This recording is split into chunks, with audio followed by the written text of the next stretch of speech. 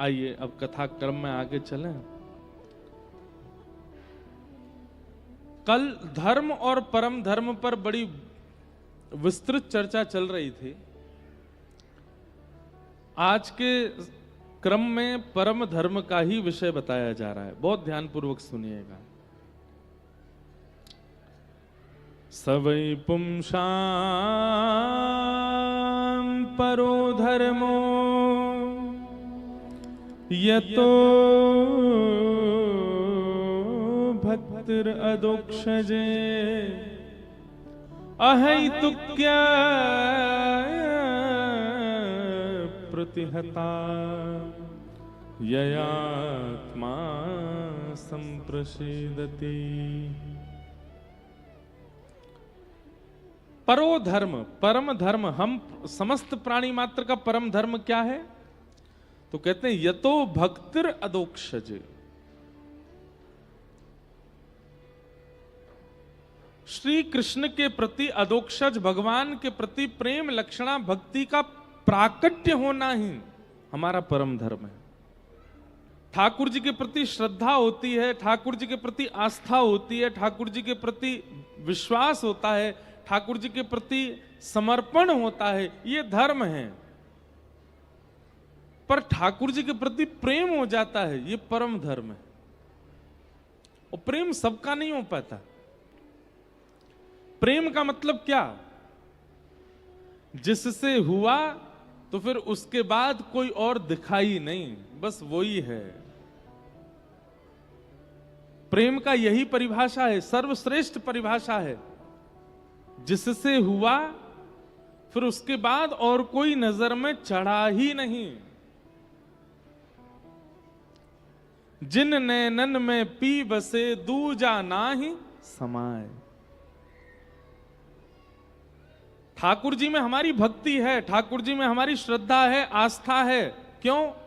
क्योंकि उनको देखने के बाद भी हमें संसार की कई चीजें प्रिय लगती हैं, पर एक बार वो दिख गए और उनको देखने के बाद फिर कोई और प्रिय लगा ही नहीं, तब समझो कि ये प्रेम है। एक बार श्याम सुंदर को देखने के बाद फिर कोई और भाया नहीं। जित देखूं उतित श्याममयी है। जहां देखते हैं फिर आपको श्याम सुंदर ही देख रहे हैं। ये देखो श्याम, ये देखो श्याम, यही तो है मेरे जीवन प्राण।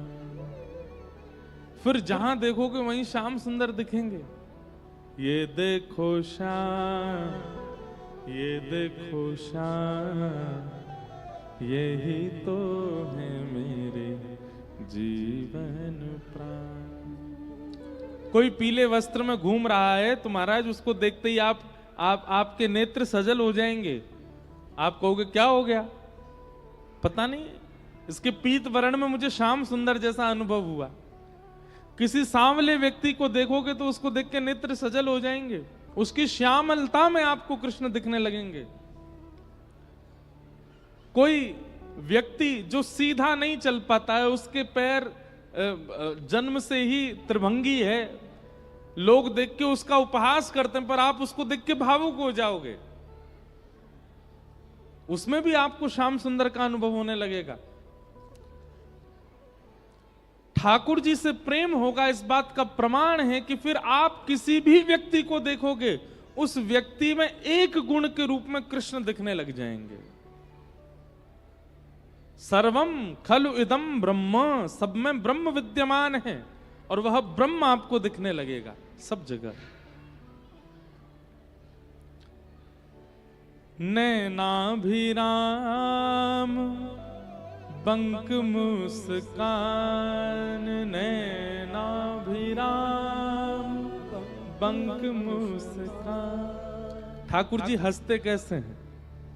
हमारे ब्रज के आचार्यों ने वर्णन किया, बंक चितई मुस्काई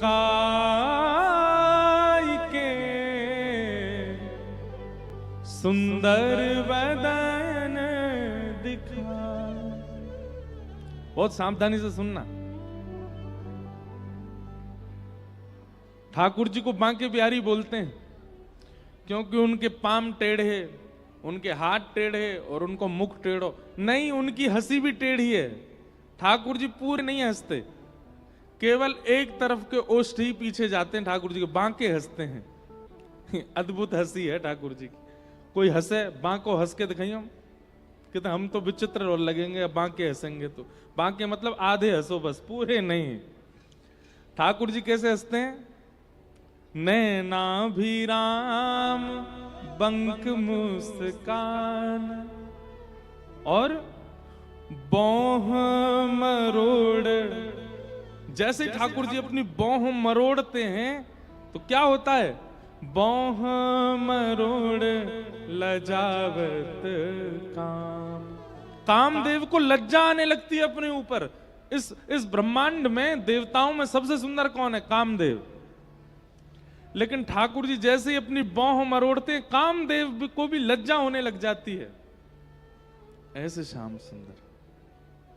ये देखो श्याम, ये देखो श्याम, यही तो है मेरे जीवन प्राण। अभी हमें प्रेम हुआ नहीं है। ठाकुर जी से प्रेम होने का मतलब है जिसको देखोगे उसमें श्याम सुंदर। ठाकुर जी से प्रेम होने का मतलब है किसी में अवगुण का दर्शन नहीं होगा, सब गुणवान ही लगेंगे आपको। कोई कितना भी बैरी व्यक्ति क्यों ना हो, कोई कितना भी कामी, क्रोधी, लोभी, ईर्ष्यालु व्यक्ति क्यों ना हो, कोई कितना भी राक्षस प्रवृत्ति का क्यों ना हो, आपको उसमें भी गुण ही दिखेगा। कृष्ण प्रेम का ये स्वरूप है।